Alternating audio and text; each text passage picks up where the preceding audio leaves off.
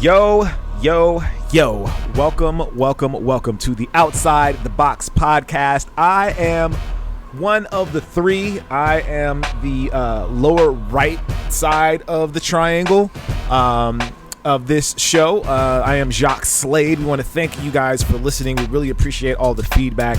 I never expected this show to be as good as it is, especially with the feedback that we're getting from you guys. You guys have been absolutely amazing. The way you guys are talking back to us, the way you guys are letting us know how much you enjoy the show. We really, really appreciate it. Again, I am Jacques Slade. You can find me at KUSTOO all over the internet. But this show would not be what it is by myself. I have two amazing hosts with me. Super smart, super intelligent, and if I'm going to be honest, just really beautiful people. Let's just put it out there. They're beautiful both inside and out. If no one's ever told you guys that, I want to be the first to tell you. You're beautiful both inside and out. And we're going to start with my good buddy, Nick. Tell them about yourself and where they can find you. Nick Engvall. I've been working in the sneaker business for a little over 10 years. Complex, Soul Collector magazine way back in the day, East Bay, Finish Line, StockX, all over the place. But I'm really just the lower left of the triangle, and we're basically both here to focus on the top of the triangle, which is Tiffany. Apparently I'm the top of the triangle, unless it's inverted, I don't know. Tiffany Beers. I spent 13 years at Nike and a couple of years at Rubbermaid. At Nike, I worked on the HyperAdapt and the Nike Mag. I helped invent auto lacing and have tons of patents. Wow. Tons of patents. Jacques, yeah. I mean, how do we even... I don't even know what to say. Patents in footwear. I have... Okay, guys. If you're listening to this show, I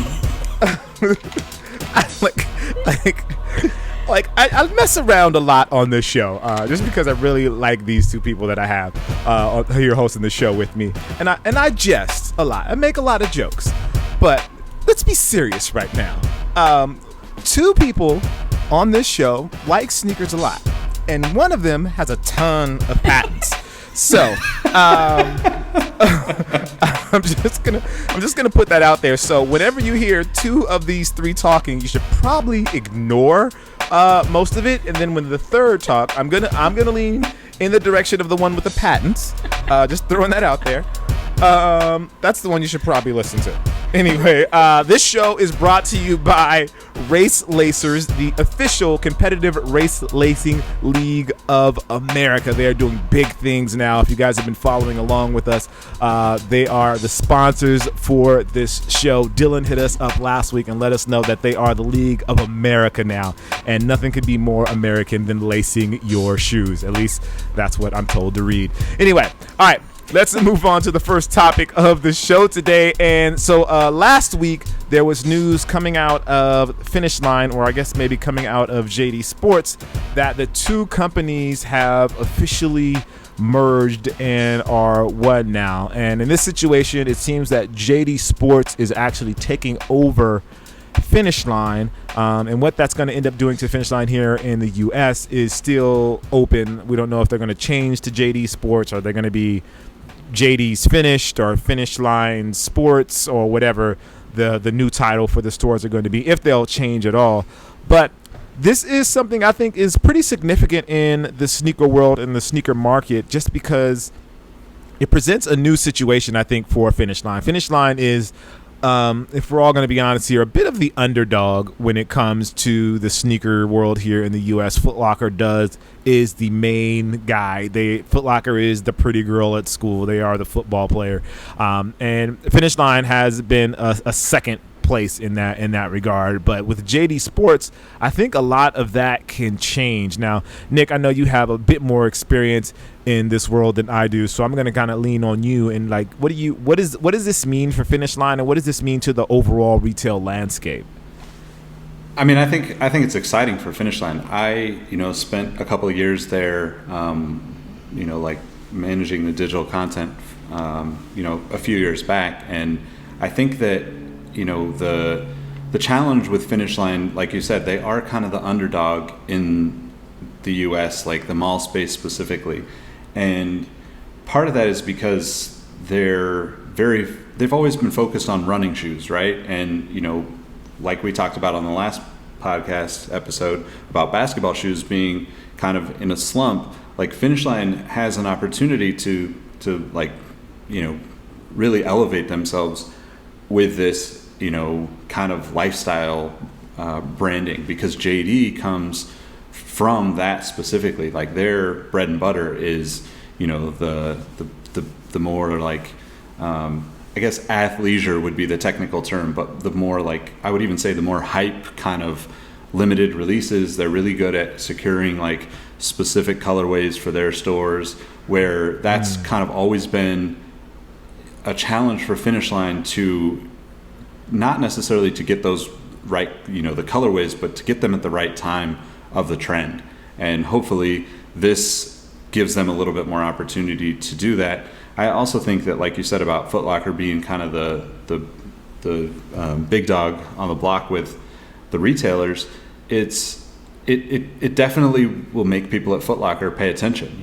Like part of the challenge with retail declining on its own anyway is, you're going to see a lot more of these kind of, like we're going to, become the wholly owned, subsidiary of JD Sports or whomever that is. And I think that, those partnerships just further cut costs and potentially make, something like Finish Line a little bit more valuable to the consumers, but also to, adds more opportunity for the investors of like JD Sports. So. Yeah. Tiffany, do you get to follow, I guess, as a designer, do you follow the retail landscape as much? A little bit, definitely. But I'm more interested in it because of the consumers, and understanding what they have, how they access the product, and how it's portrayed in the stores and how it's sold and things like that. So yeah, absolutely. Yeah, it's always interesting me the retail landscape and how it's changing, especially with consumer behavior. I feel like consumers are the behavior of how we shop and how we do things are definitely changing, which has opened up the world, I think, for these retailers. And if they approach it the right way, I think they can make it an experience, which kind of leads me. Yeah, let's say it kind of leads into like the store in the store sort of concepts. We've seen this a lot more and happening a lot more, especially with the retailers, where a brand will basically establish themselves inside of a retail store and almost kind of create their own store inside of a shoe store. I have a little bit of a mixed thoughts about this, but I think it helps the consumer obviously identify the content. I mean, the content that they have in the store and the product that they have in the store. But it's almost like they're, I don't know, it's a little bit overbearing, I guess, for me. Like I go to a shoe store because I want to see like that variety, and if I wanted like just your specific product, I would go just to your store, I guess. I don't know. Am I looking at this the wrong way? No, definitely. I think that's one of the interesting things, and I think that's where I think Finish Line has always been a little bit challenged compared to Foot Locker, because Foot Locker can work with, let's say Nike or Jordan Brand and say, look, we're going to do this, and just so everybody knows, Foot Locker owns, Foot Action, Champs Sporting Goods, East Bay, 602. Really? They own all those? Holy cow! I didn't know. Yeah. So Foot Locker is a like they're playing this game monopoly on a massive level. Yeah, and very close to it here in the United States, I would say. There is a lot of competition in regions, like regionally, like Shoe Palace in California is very, very strong. Like they create an experience for their consumers. Their stores are absolutely gorgeous every time you go into them, and they stand out in the design of their retail space compared to a Foot Locker. The thing that where Finish Line was always challenged, in my opinion, is standing out. Like Foot Locker, everybody knows Foot Locker because of either the striped jerseys or the House of Hoops brand. Like there's ways for people to know that even though I'm in here looking at this, say Puma section or Adidas section, I know that it's Foot Locker. And with Finish Line, it was always a challenge to have that, kind of branding. And like you said, Jacques, with the trend going towards these kind of store within store build outs, it becomes even harder for Finish Line as a brand to have this like connection with consumers, because the consumer might come into that space, but then they're pulled into an experience that's with the brand rather than with the retailer. So I think that JD is better about keeping their branding, but it would also be challenging for them to keep their branding here in the States, or, you know, depending on what they choose to do with like the Finish Line name, you know, how they keep those things either separate or together, and how they grow from that. So I think I don't care for the store-in-store, based on just thinking about it a little bit more now, but the store-in-store brands, because I guess from being in product and making product, like those stores get like 50%, they make like 50% profit on the product, right? If you look at just straightforward. Like, so don't use don't use a brand to make the experience versus creating your own experience. Like, I think Finish Line and Foot Locker, for me particularly, I grew up in Pennsylvania, small town in Pennsylvania. Finish Line was the store that I remember, the sports store that was nearby. And like a lot of times those stores are the first entry point for young kids into sport. Like, you want to play baseball, softball, basketball, whatever, your parents are going to take you to whatever's closest sporting store, and it's either a Finish Line or Foot Locker in most cases. And pick out your shoe. Like, that for each of those kids should be such an amazing experience, and you'll just build brand loyalty. And so I don't know that, like, okay, so you're going to come into my Finish Line or my Foot Locker, but you're actually in House of Hoops. Like it's just confusing for me. I think it just confuses the consumers more. I would agree. I think that's also kind of like to the point of like, you know, the way that the business has grown. You know, I think Foot Locker latched onto basketball at the right time. Finish Line was very strong in running, you know, way back in the day. And I think that the trend, you know, them, Foot Locker, you know, kind of attaching to basketball through, you know, I would say late 90s to now, right? They're still like, that's who you think of with basketball. And I think that both of the companies don't recognize what you just said about how this is your first, like, kind of, because consumerism is such a big thing in the States, your first experience with sports in general typically comes from a buying or like a store experience, rather than, you know, you go out and play in the street and stuff, but like then you're like, well, I want to be LeBron, or I want to be Michael Jordan, and like I'm at the store going, oh, that's the guy on the wall, that's who I want to be, kind of thing. Right.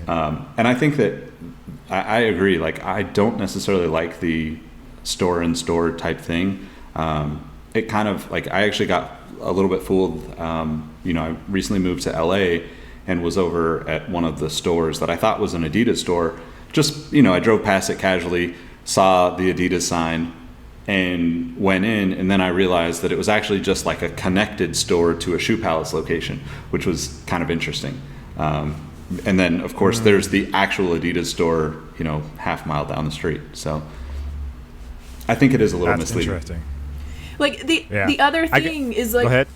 Like, they have access to all the brands. I mean, most of all the brands. Like, what an opportunity. And, like, this is totally, like, what I'm trying to figure out on my YouTube channel right now by reviewing all the different shoes. Like, what an opportunity to really let consumers know which product would be best for you with some, like, technical information. Like I expect to walk into a Finish Line, and they know the difference between Boost and Energy.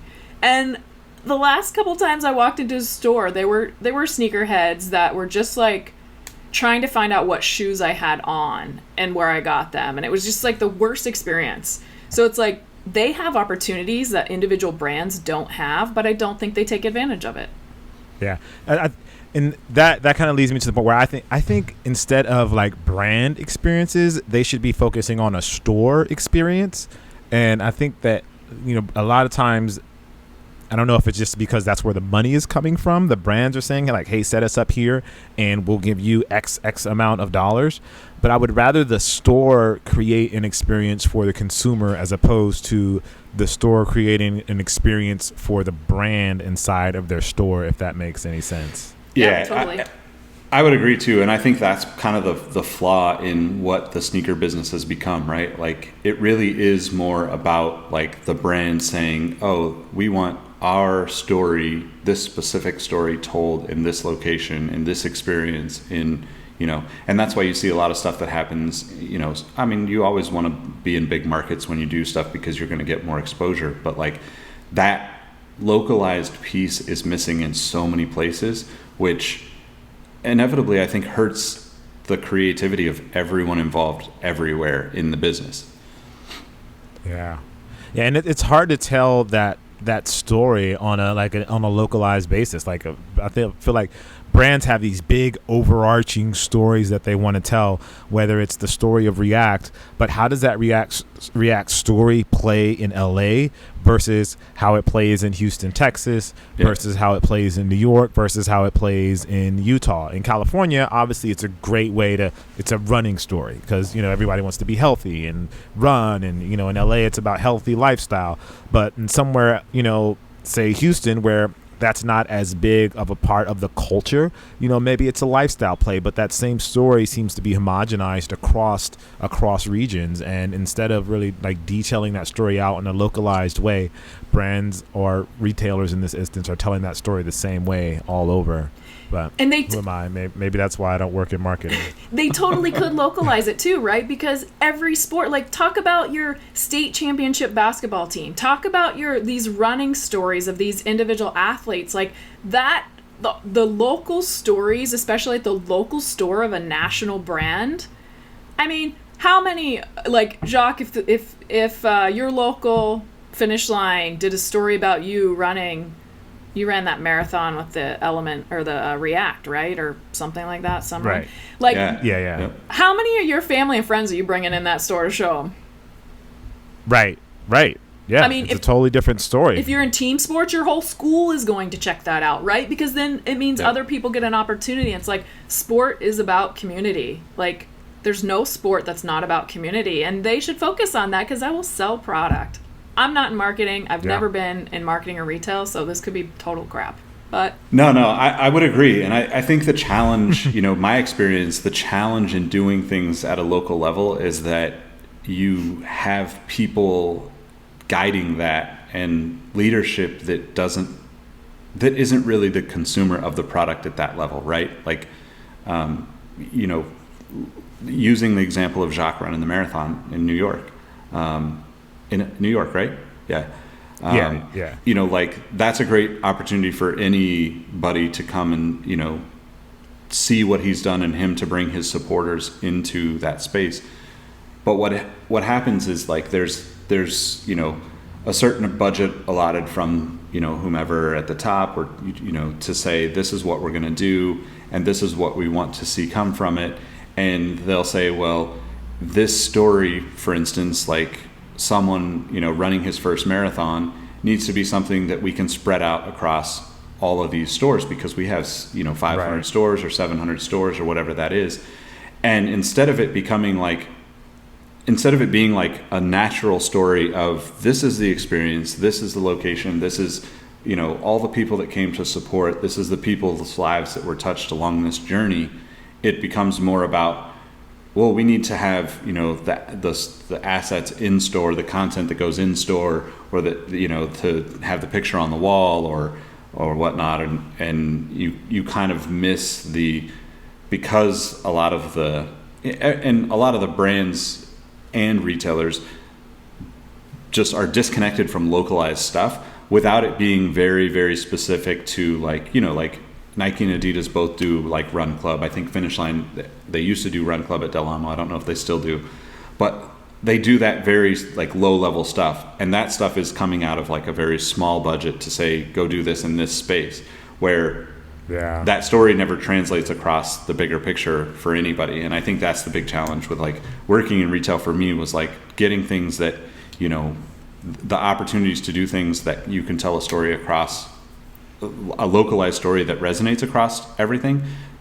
You don't really have the chance to do that because a lot of times like there's a disconnect between those locations and the people that are saying, oh, well, this is the busiest store, Yeah. But it would localize it more, right? Like, what if every store had a person that was responsible for being a part of that community and creating that for them, and every store's was different? Like, they're trying to make it easy by telling one story across the entire brand. Well, I'm fed up with that crap because it doesn't relate to me. You know, I don't want to hear about this super heroic athlete that is, for all intents and purposes, being paid millions of dollars when there's an astonishing young lady at the local high school that has overcome way more in terms of athleticism and sport and winning a national championship. Like, that was still reach. I think we're going to see a shift in it to shift back to that, because it's like the little mom and pop stores, right? Like,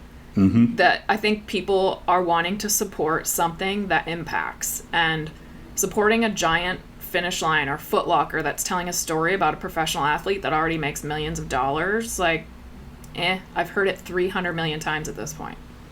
Yeah, I totally agree. And I think that kind of like leads us into what we were talking about earlier, right? Like the nature of this direct to consumer model that has cut out a lot of these mom and pop places that were specifically sports. You know, like I think of like the 80s and the 90s were so beautiful for sneaker, you know, like consumers. If you were like realize that like you go into a tennis store, and this is, you know, like the debate of like sneakers versus tennis shoes, but like go into a tennis store and like there's LeBrons on the shelf, you know, like sitting from 10 years ago, or there's Jordans that people picked up, you know, from the 80s in the mid 90s because they just didn't sell, because people didn't realize like this tennis store is just a small localized sporting goods store that like this is where the stories can actually resonate.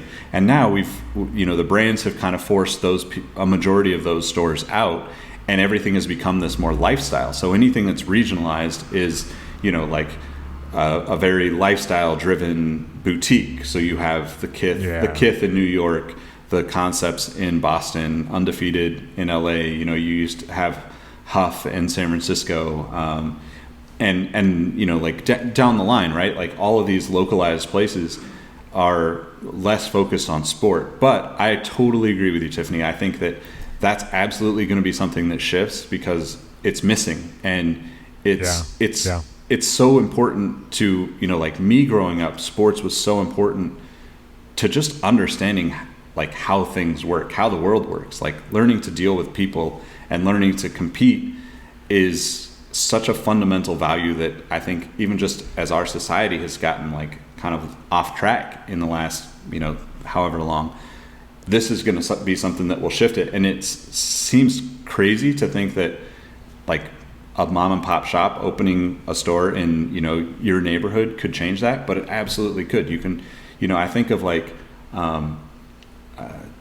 corporate in Cincinnati is Matt opened that store 10 years ago now, and they've supported so many different like, you know, athletes through, you know, different programs that they've been a part of and working in the community. And they have just this like just diehard fan base that, and I think to even to the extent of like you have kids that were teenagers or, you know, whatnot, going through and becoming professional athletes that are still supporting that store because it was such a local community driven thing, and he wanted to do that for his community. And I think that you're going to see a lot of shift in that to become more about sport than about lifestyle. And hopefully, you know, like it happens, you know, everywhere. So that's awesome. I mean, take some of these people that absolutely love basketball and everything about it. What if they had their own store where they sold basketball shoes and I mean, they just lived, breathed the sport so well? Like, wouldn't you want to go to them to understand what product you need and what you need to learn? It's like golf, right? Like right now you can go to these golf shops and they have the pros in there that can teach you. They have all the equipment, all the gear. And sure, those brands are still telling larger stories and they still have bigger athletes, but it's not about them. It's about you playing right now and how we make you better. Like, it's really pure. I mean, as much as golf is a trinket and expensive sport, it's kind of pure in its own. Yeah, no, absolutely. I agree with that 100%. And speaking of lifestyle trends, there is a trend that's kind of going through the footwear market, and I am indifferent to it. No, that's not right. I don't like it. I was gonna say indifferent. I was trying to be politically correct, but it's just not something that I buy into. It's the dad shoe trend. Now, some people really like it. Some people like me are against it. It seems like it's on its way out. It had its moment in the light. Am I wrong here that it's on its way out? And am I wrong for being happy that it's on its way out? I guess those are the two questions I want to ask. I don't have any children, so I'm not an expert. But I always liked, I guess, bulkier shoes. So I'm kind of indifferent to it. Like the idea that, the Monarch is like the number one selling shoe for Nike is just like kind of like normal to me. And I feel like, yeah, of course, like, as a sneakerhead or whatever you want to call like sneaker enthusiast, like I absolutely love the stories and think the things that I'm interested in are important, but working in the business, like that's absolutely not the truth, right? Like we're such a small percentage of what really goes on. And I think that this kind of shift is like, it's not really a shift. It's, yes, there's like, kids wearing dad shoes to kind of rebel against the system, but like you can't rebel against the system if we all drive Toyota Camrys and we all wear Gap clothes and we all wear Monarchs. Like you look just like 90% of the world at that point. So, right. But I will say that like I do like the bigger shoes just in general. Like personally, Reebok Questions and DMX runs and some of the 90s basketball shoes are like absolutely my favorite, Nike basketball shoes for a long time, but I don't know that. I think it'll be very, very short lived. It's horrible, guys. Come on, let's be honest. This is horrible. Like as a shoe engineer, innovator, like never once did they say make it bigger. Like never once. Like it's all about making it smaller. And these aren't performance shoes, but I think they're terrible. I mean, leave dads alone. Dads do a lot of good things. And so stop picking on their shoes, first of all. Let them wear whatever they want and what feels comfortable to them. Like, first and foremost, comfortable shoes is important. It doesn't matter. It does matter what they look like. If my husband rolled in a pair of these, I would laugh for weeks. Weeks. I mean, it would be the funniest thing ever that maybe I'll get him a pair because that would be funny. But, I don't think the trend's gone. I think it's actually just ramping up, to be honest. I mean, I think it's here to stay for a while. And the reason why I think that is because it removes a lot of the design limitations, right? When you're trying to make things so minimal and so low profile, you really constrain actual design and shapes. Where here they can design these crazy outlandish shapes that are really fun and they can play with color. So to me, I think it's a lot more playing for the designers. I'll bet you they're a lot more fun to design.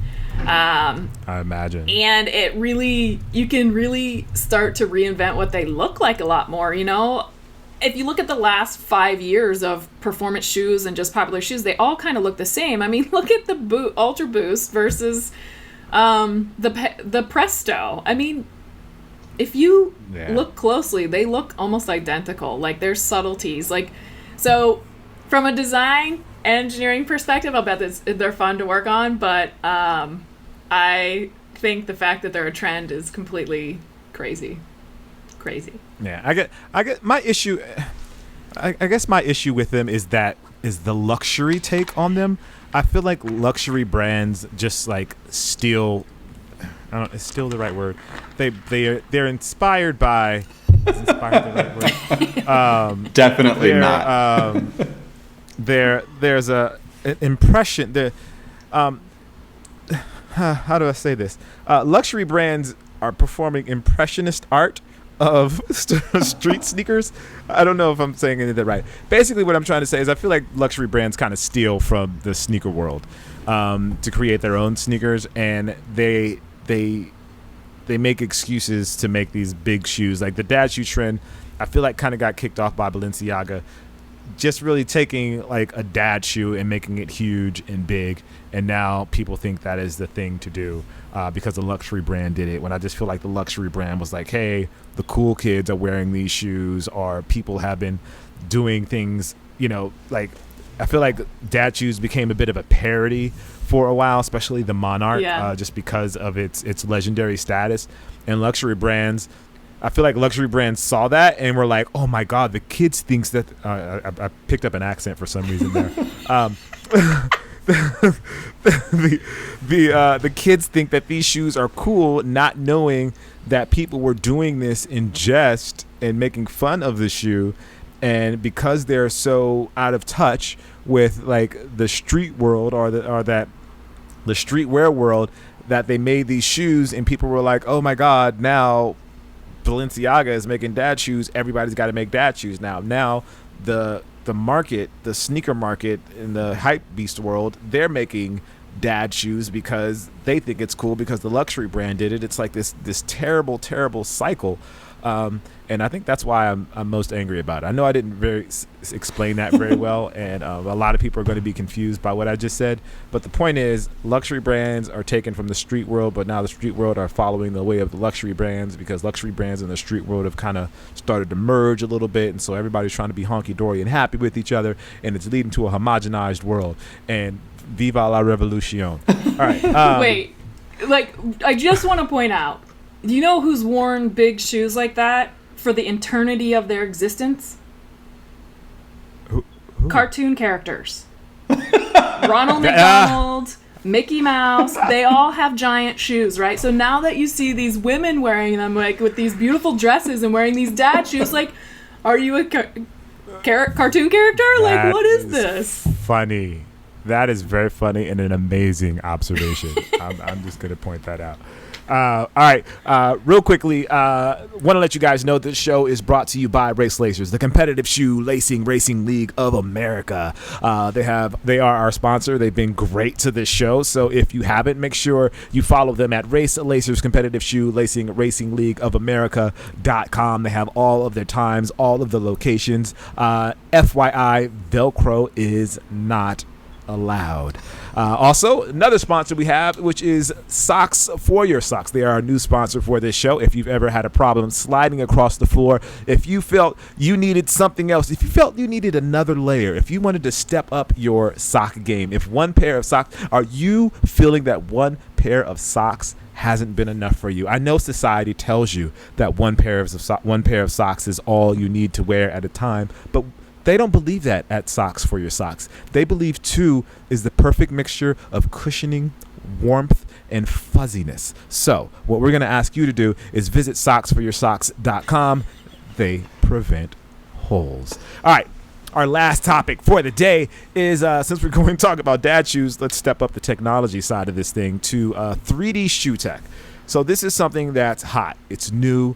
Everyone's excited about it. I'm excited about it. I would call myself an early adopter, especially when it comes to technology. So when I see stuff like 3D printed shoes, I get super excited about it. I'm like, oh, that's super cool. But we're going to ask you, Tiffany, is it just cool? And is that it? Is there nothing more to it than being cool? Because that's what it seems like right now. Well, they're early. It's very early in the technology. I think they're super cool, and I think it's going to be... We're going to see a ton of stuff come out of 3D printing. I mean, as long as the 3D printing materials continue to advance, like Adidas's midsole that they did, as long as those materials advance, you're going to start to see some really cool things, because 3D printing can do things that other processes that typically are used in footwear making can't do. It's the same thing for all kinds of components. Like, wasn't there was it a McLaren or a Bugatti just this weekend race car that actually has RP parts in it, printed parts? Yep. Mm-hmm. So like it allows more people access, It allows more geometry shapes, right? So you can create geometries that don't have to be pulled out of a mold and things. Plus it allows customization. Like, I don't think anything's been more exciting when those three things combine. Like you're gonna see so many cool things happen. I think it's absolutely here to stay. Right now, they're just getting their feet wet with it, just trying to make it, learn about the process, put it out there to the consumer, let them get comfortable with it. And I think it's going good so far. But I think the consumer's like, just like what you said, Jacques. Like, who cares? You know. So I guess my question is like, what, like you say, it can do things that the other things couldn't do. Like what does that mean? Sorry, I have to put my phone up. My headphones just died. Oh, no, no worries. Can you repeat that question? So I was saying, like, something you said stuck out to me. You said it's able to do things that other things can't do. Like, what does that mean? So it's able to basically print. So it can. So if you're building something for a mold, it has to have draft on it. So the angles the sides have to be angled so it can come out of the mold. Think of a cup, and if you basically make it wider, this is going to be a horrible example. It would be easier to show you with a drawing, but it has to be able to come out, right? Like if you stick a square in a circle and you actually get it in there, you can't get it back out, right? So the circle that you put in the circle has to be smaller in order for it to come out. So with 3D printing, because basically a laser in most cases comes over and melts material, and wherever it touches, it sticks to the material below it. You can create any shape you want because there's no mold, right? There's nothing to have to get it in or out.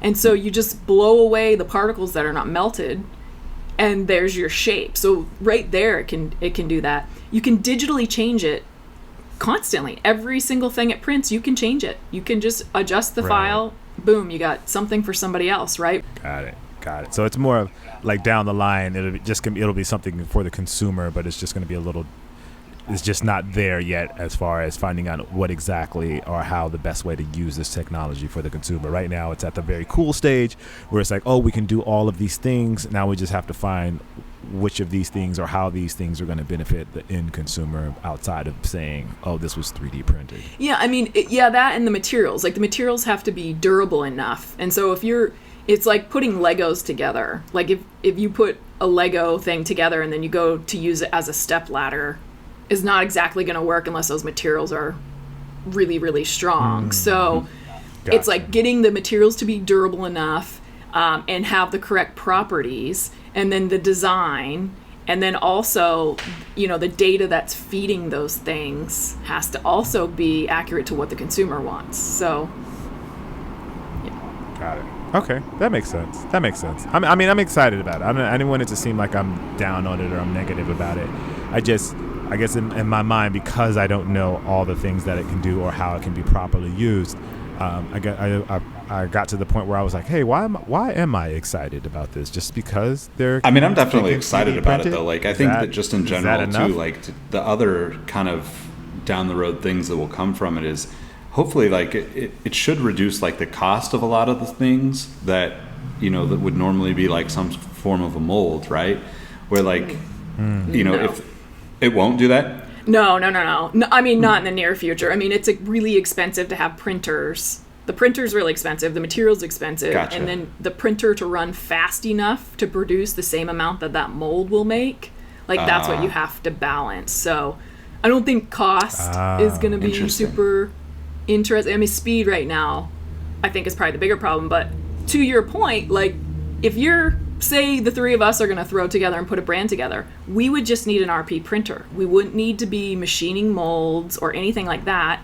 And we could print, as soon as we did the CAD, we could print it overnight practically and have our sample in the morning to prototype, where if you have to wait for molds to be made, you might be waiting weeks. So the speed to build a product and to test and innovate a product, I think could be, especially for small brands or new brands, like that's where it's really going to be a big deal. So in theory, you could print new outsoles for your shoes. Or if you wanted to have a shoe in a shoe, You just print your exterior shoe, or maybe socks. Or maybe socks, your shoes or your socks. Just depends on what you want. Yeah. See, we're here to give the consumer what you want. You get what you want with 3D. That's going to be the new slogan for 3D printing. We give you what you want. Anyway, as always, guys, we want to thank you for watching / listening to the Outside the Box podcast. As always, make sure you guys leave us comments. Let us know what we're doing right, what we're doing wrong. If we said something wrong, if you want to call us on something, or if you think that we're doing things right and you just want to compliment us and tell me how beautiful I look, I'm all for that as well. Don't do that. I don't do that. Just do it. Just leave comments. It. Don't do it. Do it. See, you guys are wrong. Don't encourage that. I am Jacques Slade. You can find me at Cousteau everywhere on the internet, which is Kustoo. But again, this show would not be what it is if it was just me. You guys probably wouldn't even be listening to this far into the show. Luckily, I have two very highly intelligent people on this show that really save this show every week. It really should be called the Nick and Tiff Show as opposed to Outside the Box. But go ahead, Nick. Tell them where they can find you. Nick Engvall, NickEngvall on all platforms. And I also run a site called Sneaker History, at Sneaker History on all platforms. But I don't know if I agree with Jacques' decision to change the names to Nick and Tiff. I think it's just Tiff. No, it is not. I already have that. Follow me at Tiffany Beers, TIFFANYBEERS, at Instagram and YouTube. I think that's it. Yeah, and if you go to Tiffany's YouTube URL, it's actually Rumble Beers. I think Tiffany's part of a secret fighting society, and she's not telling us about it. But I'll just leave it at that. No, not pointing any fingers, and we're not judging. Here's the thing, Tiffany, we're not judging. We're okay with it. If that's what you do, we're okay with that. I'm perfectly fine with you being a part of a secret fight society. That's totally cool. Anyway, as always, guys, we want to thank you for listening to the Outside the Box podcast. You can find us on Google, Apple, Stitcher, all of those places, SoundCloud. We appreciate you listening and watching, and we'll see you guys soon. Peace.